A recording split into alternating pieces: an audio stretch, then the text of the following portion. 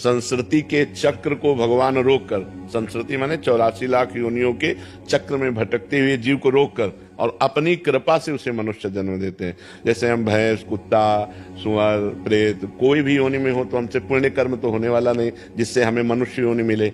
भगवान कबहू ककरि करुणा नर देहि, देत ईश बिनु हेतु स्नेहि। बिना हेतु प्रेम करने वाले भगवान कभी करुणा पर दृष्टि पड़ी उस जीव पर कि बेचारा, तो उसे मनुष्य योनि दे दी। अब मनुष्य योनि बड़े भाग मानुष तन पावा, सुर दुर्लभ सदग्रंथन गावा, साधन धाम मोक्ष कर द्वारा, पाई न जे परलोक संहारा। ये परलोक संहारने के लिए मिला है कि हमारे जितने अनंत जन्मों के कर्म हैं वो सब भगवान नाम जप से, तपस्या से, तीर्थयाटन से, शास्त्र स्वाध्याय से, परोपकार के द्वारा हम उनको नष्ट कर दें और इस जन्म में हम भगवत प्राप्ति करें। ये बड़ा देव दुर्लभ मनुष्य शरीर है। अन्य योनियों में आप जाकर कुछ नहीं कर सकते, केवल भोग भोग सकते हैं। जो आपके पाप और पुण्य भोग हैं वही भोग सकते हैं। आप नया कर्म नहीं कर सकते। नया कर्म केवल मनुष्य योनि में कर सकते हैं। और यहाँ आकर इतना प्रमाद चढ़ जाता है कि हम भगवत मार्ग में आकर अपने पाप नष्ट करने की बात छोड़ करके और पाप कर्म करने लगते हैं और ऐसे ऐसे पाप कर लेते हैं कि हमारी फिर दुर्गति हो जाए।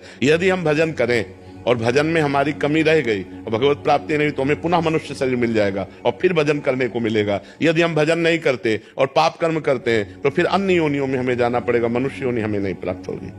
और इसमें महाराज जी हमें तो 30-40 वर्ष के बाद ये पता लगता है कि हाँ हम जो है राधा नाम जप करें और तब हमें अपने पाप कर्मों से वो भी पता चल जाए तो, नहीं तो पूरा जीवन का जीवन निकल जाता है। हाँ, अब जाकर के हमें बिल्कुल पूरा जीवन का जीवन निकल जाता है। पर नाम जप में इतनी सामर्थ्य है कि वो सारे पापों को नष्ट करके आपको भगवत प्राप्ति करा देगा। खूब नाम जप करो।